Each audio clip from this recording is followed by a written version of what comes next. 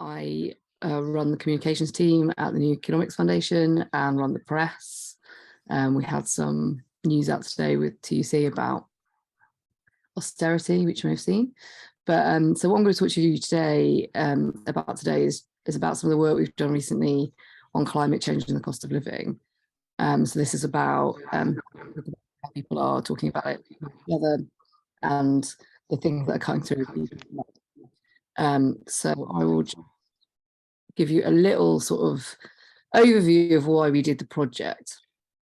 So to tackle the climate crisis, while multiple crises rage across the world, we need to build a powerful narrative and we need to tell compelling stories to persuade and engage people towards the action that we need. In order to achieve the scale of action we need to tackle the climate crisis, we need our narrative to speak to people's real life and persuade people that the way forward is more than just about a cost-benefit analysis. It's also about securing a better future, as well as improving our lives in the here and now. We need this narrative to exist and thrive outside of our progressive bubble and to be carried to a diverse spectrum of audiences by a range of message carriers, to show that tackling the climate crisis can and will also tackle the cost of living crisis, and to convince those in power that climate action is a vote winner. I'm just going to say a little bit on why framing a narrative matters.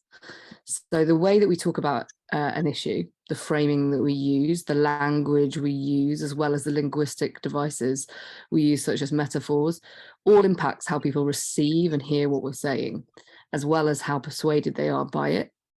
So frames are the lenses through which we interpret and understand and organize our experiences, beliefs, and thoughts.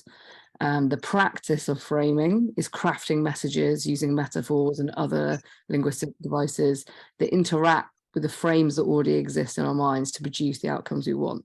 So when you say anything to someone, it's not just landing in their brain like a blank slate. We all have thoughts, preconceived ideas, connections to the words that people are using already in our brains, and how we speak is going to how we are received by someone is going to depend on what they've already got in their brain. So we need to be aware of that. So the way we shape and tell our message is a frame, and it's important because it can, as I just said, completely change how someone hears and understands and receives what you're saying. If we can go to the next slide, Laurie. Thank you. And again, sorry. So this is a project that I designed in 2 phases. We have just completed phase 1. That's what I'm going to talk you through. And it consisted of 3 elements, which was desk research, which was just a review of current research and work that has been done in the area already, in order that our project built on work that had already been done and to ensure we weren't needlessly replicating the work. There was some language analysis, which we did alongside our focus group work. We just looked at the different types of language being used on this issue already. So by politicians, commentators in the media, activists, advocates, cultural figures, as well as across media and social media, just in the last couple of years, really. So identify any patterns, common use of metaphor and other linguistic devices like negation, specific words and phrases, and any emerging trends for different groups and how they're already talking about this issue. And then finally, we did a set of focus groups. So we held 4 90-minute focus groups in marginal constituencies in England late last year, October, November last year. More than half of each group had voted Conservative in 2019, with the remaining participants a mix of other parties. These groups were in Bury, Coventry, Chingford and Esher. So we had a good spread of places around the UK that represented different types of constituencies. So Bury is a red wall seat, Coventry is a Labour-held marginal, Chingford is a Conservative marginal that's forecast to turn Labour, and Esher is a Conservative marginal in Tory heartland. So that gives us a good spread across the country. So next slide, please. So this just gives you a little overview of the main research questions that we set up with Sofie, who did our focus group research with us, but also the questions we had in our own minds as we were doing the desk and research and language analysis.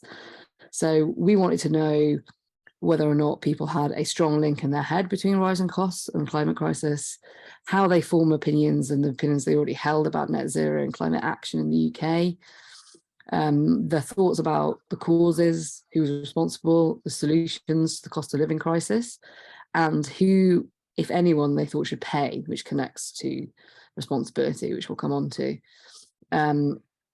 We wanted to know how people responded to certain language and phrases around climate action and progressive net zero solutions, and what certain language and phrases triggered support in people. And we also wanted to find out what political action on climate change they felt was, if at all, pushing up the cost of living, or they felt they were being told was pushing up the cost of living. So that's enough of that. That is basically just a little intro to what we did. I can answer any more questions you've got about that at the end, but I'm just going to go straight into the stuff we found, so it's more interesting. So firstly, next slide, please, Laurie. People are in a persuadable place, which is great news for us trying to win the argument about action on climate, but it's also bad news in some ways, in that this means that our audiences are susceptible to opposition messaging. We have to always remember that when we're talking to people, that they aren't just sitting in an empty room with a blank slate in their head waiting for us to speak to them. They're hearing messages all the time from multiple different people, and because of the way that our media is structured, often those are right-wing or opposition. And when I say opposition in this context, I mean our opposition as progressives. So that can mean the government, it can mean anti-net zero activists. So they're hearing a lot of those messages. So people being persuadable is great, but it's also something we need to be wary of. So while we didn't see extreme anti-net zero messages, so your Farage type and net zero scrutiny group messages cutting through with focus group, the focus groups we did see some government talking points coming up. So climate change being a global issue, with other big polluters like China failing to act, often used as an excuse or a way of showing how energy security is being doubled down on in those places using fossil fuels, and we'll come on to that later. So next slide, please. So our recommendation for action on this is just that we need to get on with persuading people. We have compelling ways to do that, which we'll come on to later, but we can't just sit around and wait for the perfect opportunity or the perfect policy solutions to merge. The right are constantly and are very good at repeating messages and constantly thinking about how they're communicating with people, and they're doing it all the time. Progressives, by comparison, don't do it half as much, so we just need to get on with it. And in order to make that particularly successful, we need coherent, hopeful narratives that cut through with people, that do not repeat opposition language, but do inoculate against it and are repeated enough. And I mean, like, to a ridiculous amount of, to a ridiculous degree do you need to repeat things for it to cut through, so that it sticks with people. So that's the first thing we found. The next thing was that the more worried people are, the more insular and individual they become, which is probably unsurprising. But many people in our focus groups mentioned how worried they were about the cost of living and the day-to-day impact of this on their lives. Everything from petrol to mortgage rates, the cost of food, to wages, to having to change things like holidays, and the impact this would have on their kids and family. And there was a spectrum of how worried people were and what they were worried about. But the common theme was that the majority of people talked about becoming more focused on themselves and their own families, and feeling less able to help others or give to charity, and just trying to look after their own, people would say. So the takeaway that I took from that was just that people, the more worried and under threat people feel, the more they focus on individual action and their own circumstances, rather than thinking about collective solutions and action, anything to do with the wider community. So one of the exercises we did with all the focus groups was this, which is a blob tree. So we asked people to look at the different little people and say, well, which one do you identify with the most? And as you can see, no one really picked any of the happy blob people. Most people picked the sad ones. So you would get things like, I've picked this guy sat on the edge, I might be okay, or I might fall off, I will see when the bills come in. Or I feel like I'm hanging on by a thread, we're okay, but could fall at any time. So you can just hear in that the sort of worry and the precarity in people's sort of voices through the focus groups. So just on the next slide, you'll see just a couple of examples from the focus groups. which was just showing you a little bit. There's quite a few of these, so I'm not going to read all of them out, but just to give you a little taste of the sort of things that people were saying. You know, people are like, I want to do the right thing, I don't want to be selfish, but I've got to look after me and my family. We've got to look after our own first. So our recommendation on this is just using progressive narratives to combat that individuality. The individuality that we're hearing from people is being amplified in opposition messages all the time. It's something that they are encouraging because it's helpful for them. And we need to present an alternative. And we need to use more collective and community-based messaging, which actually you do get in quite a lot of progressive messaging from different countries, especially in the global south. And we'll come on to that a little bit more later on. The third thing we found was that climate issues have not been abandoned, which is great news. So while those in our focus groups mention the importance and urgency of the cost of living crisis, most people acknowledge that the importance of tackling, they all acknowledge the importance of tackling the climate crisis and how concerned they were about it. On the whole, tackling the cost of living while keeping climate solutions alive was welcomed by most people, but not the other way around. So people wouldn't go for climate solutions at the expense of the cost of living solutions, but they would go for something that tackled both. As progressives, we tend to talk about these crises as interconnected, and also use language around costs in relation to climate, either talking about climate solutions lowering cost or talking about the cost of inaction. And while both are true and useful to a degree, we have to be careful not to inadvertently set up trade-offs, and also explore what the mention of cost, so the language around cost itself, connects in people's minds, what it triggers for people in their minds when they hear that word, and how it impacts people's belief in the solutions or the way they think about the issue. So a question that remains for me is whether the energy crisis has helped to link climate and the cost of living as an issue in people's heads permanently. It obviously has at the moment. You can see some of these quotes here from the focus group. It obviously is in the top of people's heads as something like energy costs, bills. Is that something we're going to see on a more permanent basis? We don't know that yet, but it will be interesting to see. But you can see here that people did mention both. And then on this one, you can see that some people, quite a few people actually, mentioned that they didn't think that you had to do one rather than the other, that they could both be done together. We're a rich country. We are capable of doing multiple things. We've got plenty of government departments to sort things out. We can sort out both. So there was quite a lot of hope in hearing all of these things. So our recommendation on this one is just to emphasize urgency that is happening now and impacting your cost of living too. Above all, we need to always be stressing that both can be done together. There is no trade-off. We're not saying that the climate crisis is more important than the cost of living crisis, whether or not we think it is more urgent or more important. Personally, we need to be talking to what people are experiencing, so that we need to be acknowledging that people are worried about lots of different things, but these things can be tackled at the same time. The next thing that we found, which is connected to the urgency point I just made, is that salience is really, really important. It's an incredibly important part of the puzzle because things fall out of people's minds incredibly quickly. So the extreme weather we experienced in the summer last summer had already fallen out of people's minds by the focus groups we did in October and November. So people change all the time what they see as urgent. We know this because we're people, and that happens to us too. An example of how sustained salience of an issue led to policy change is around the windfall tax on energy companies. And this is complicated, so I'll come back to it. But energy giants' profits became widely covered in the media, which led to more and more people supporting action against these companies because they heard about it more and more. This is an important part of the question of what people see as fair when it comes to climate action. So an increasing coverage of energy giants' profits at the time when people's bills were also rising made more and more people feel like the situation was unfair, and therefore they increased their desire for action.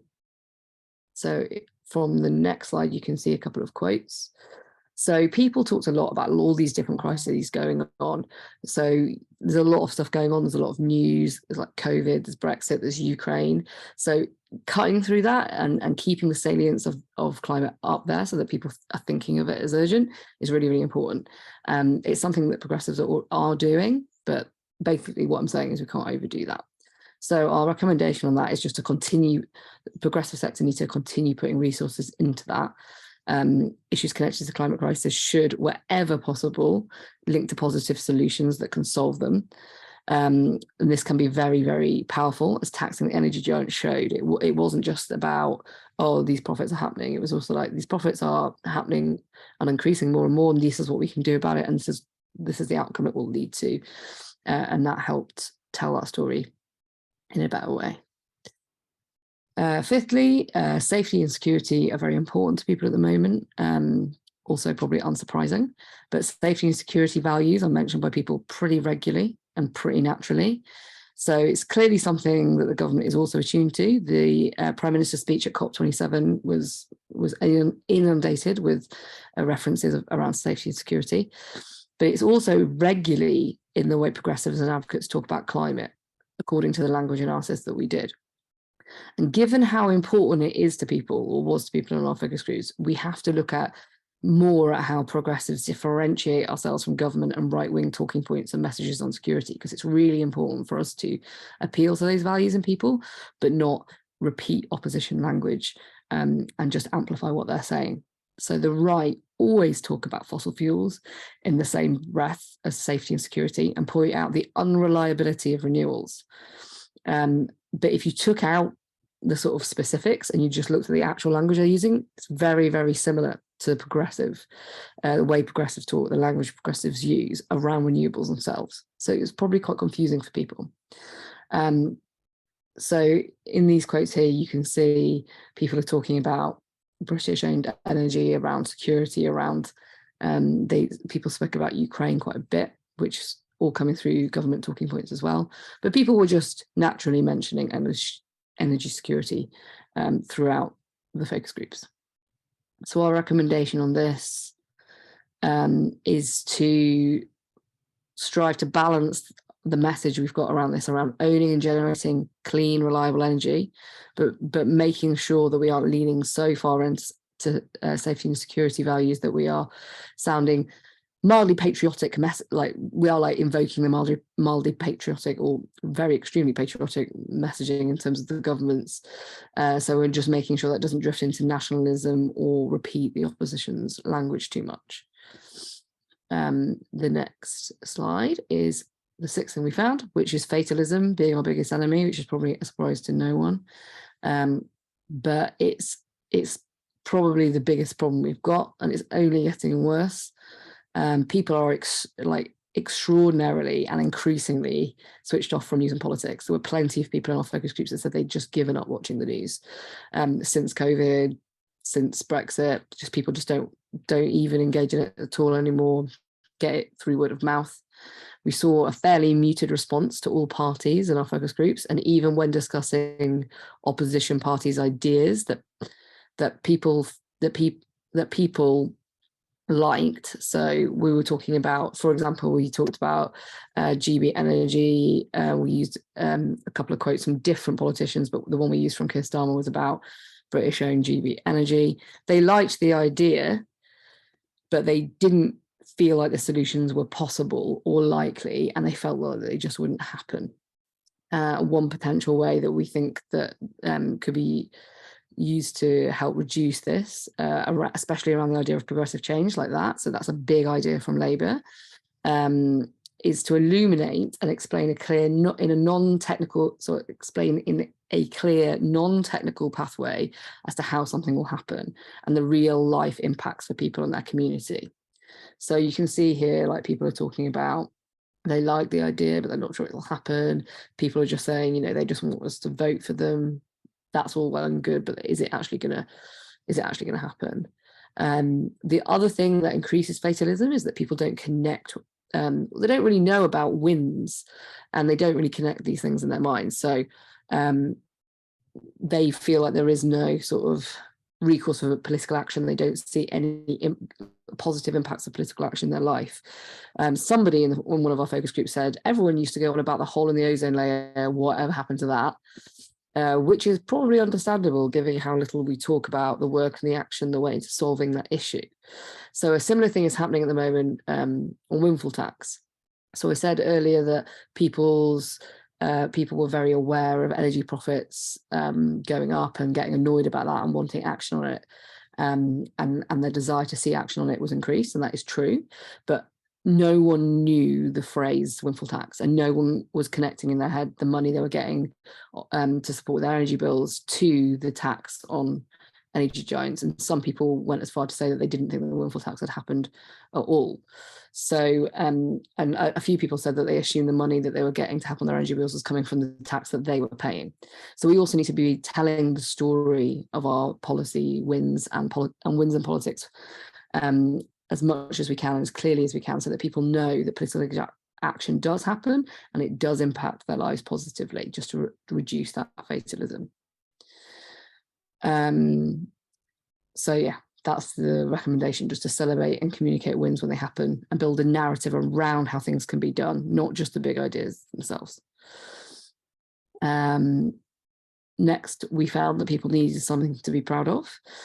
People in our focus groups felt embarrassed and ashamed at the state of the country, which, according to Sofie, who did the focus groups with us, is very rare.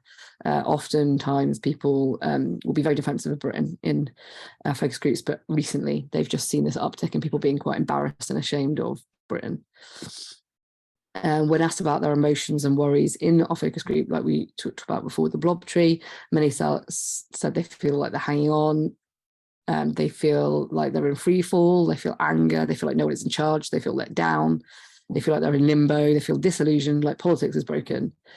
And I think, you know, from a personal perspective, maybe unlike in previous big political shifts from a long-term Conservative government to a Labour government in the late 90s, for example, there was no feeling of hope and energy connected to a potential change of government in the next election. People weren't seeing opposition as the answer to their worries and fears.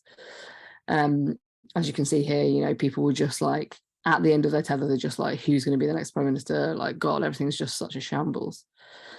And our recommendation on this, and we think this could be quite a powerful inoculator against this feeling, is just to talk about Britain as a global leader on climate. So Britain being a leader in green energy to make us self-sufficient and secure, help with bills and give people a sense of pride. This is something that could and should be framed as a change for the future, not just a quick fix, because we need to talk about solutions in the here and now, but we also need to talk about solutions for securing the future. We also think this could help inoculate against the right-wing talking points I mentioned earlier around global issues with the big villains like China, meaning that what's the point in us doing anything? It's meaningless because they're all doing this and they're all safe and secure in their energy over there. We think that talking about Britain as a global leader will help just to inoculate against those quite effective right-wing talking points on other global actors on climate. The next one, we're nearly there. There's only 10, so we're nearly there. It was very clear from our focus groups and our desk research and our language analysis, actually, all three parts, that people just aren't sure who to blame for the current situation. So either that means that they let the government off the hook, or they just don't know who to blame. So you can see here, people would just list all of the crises, all of the things they're worried about.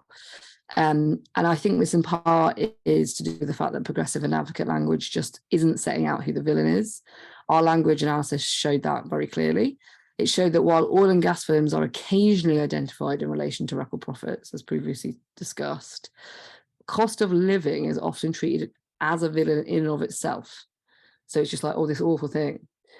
And we don't tend to articulate well enough how government policies are causing it. I mean, a caveat to this is there has been more repetition since these focus groups late last year on, you know, this government has been in power for this many years and they've had all this time to sort this out, and that has been repeated quite a lot, so that might be cutting through with people a bit more. But at this stage, people were just like, I don't know who, you know, I'm not sure who's to blame. All the politicians are as bad as each other, and to be honest, they're just doing their best because there's been a lot to deal with. This is really, really important for two reasons. This influences what people think of as fair, and it influences who people hold responsible.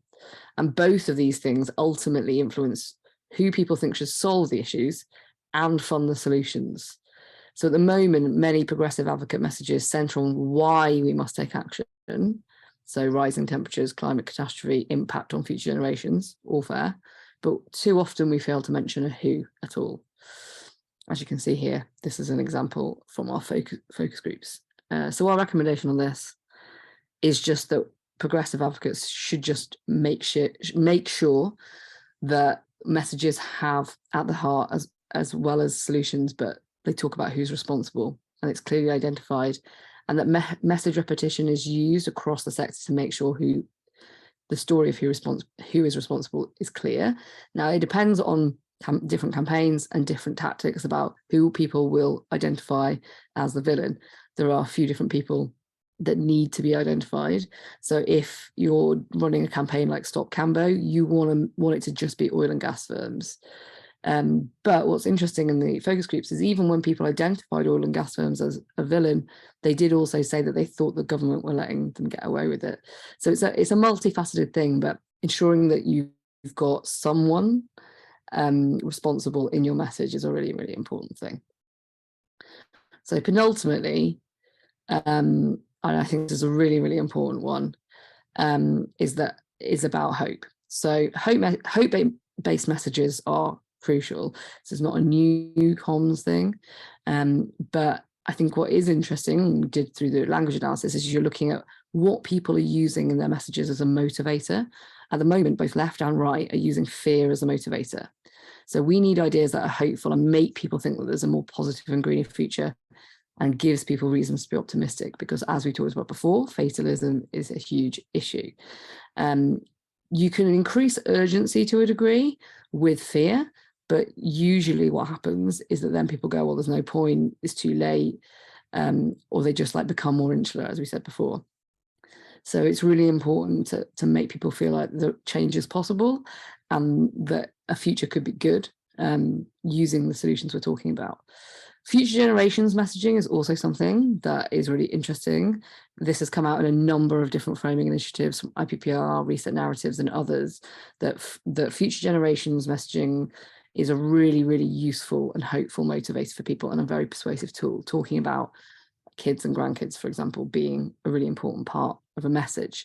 But it's also clear from our work that you have to pair this with talking about the here and now, because there is a human tendency that we all know, because we will recognize this, that you put things off and say, that's where we want to get to eventually in an ideal world, but we can't do that right now because there's loads of other things. So we need to pair future action with things that are more immediate and tangible to ensure that long and short-term aims, goals, desires are not presented as trade-offs. Like, we need action that helps us now, and we need action that secures the future for our kids and grandkids. So we need to do both of those things. We need hope as a motivator, and we need future focused messages that are paired with the here and now. And finally, and connectedly, actually, because you need to make sure that if you don't do this, it sort of undermines all the other stuff, including hope. We need to make connections between people's real life and net zero policies. So people need to believe the things we're talking about are connected to their real life, that their lives have been considered in the making of that policy. So obviously, policy should not be made in a bubble without considering the immediate implications for people. So something that was discussed quite a lot in one of our focus groups in Bury, where people drive a lot more than they do, like I do, for example, because I live in London, was low emission zones, which has come up again recently in London around ULEZ, although it's different in London because we have like very good public transport. But people in Bury were saying it was really unfair. They felt punished because not only was petrol prices were going up, they were now being charged more in the low emission zones, while electric cars were out of reach. They were too expensive. And also there was hardly any buses, hardly any trains. And where there were, they were very expensive. So it felt like that they were being asked to make a sacrifice without any support, and they were pretty angry about it. there's also quite a lot in here just about, you know, the small things like I want to do the right thing and buy the right packet of bananas, but I can't because of cost of living. And people want to feel like they can do the right thing, but they don't want to feel like they're being blocked to do that by policy. So everything's been made more expensive and then being made to feel guilty about it. People get quite annoyed and it just doesn't help persuade anyone of anything.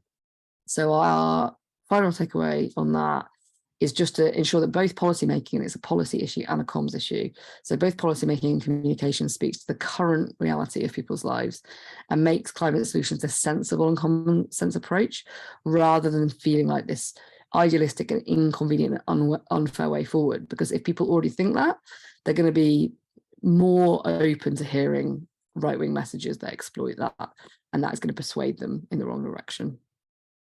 And the next couple of slides are just they're just a summary of what we've been through. So for when you look, if you want to look back at any of this. So main takeaways and then recommendations. And that's it.